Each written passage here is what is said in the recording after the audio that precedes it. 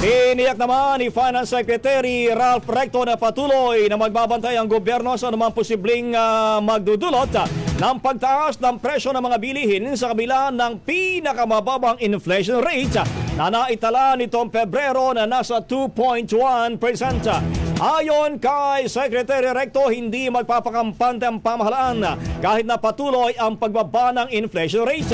Kasama sa mga hakbang na ginagawa ng gobyerno ay ang pagpapababa ng maximum suggested retail price na mga imported na bigas sa 49 pesos kada kilo at ang pagsabatas ng Anti-Agricultural Economic Sabotage Act.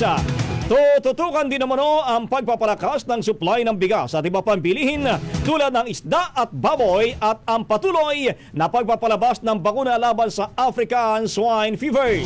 Samantala, ang Energy Regulatory Commission ay nagpapatupad ng staggered electricity rate hikes upang mabawasan ang epekto ng inflation sa mga consumer.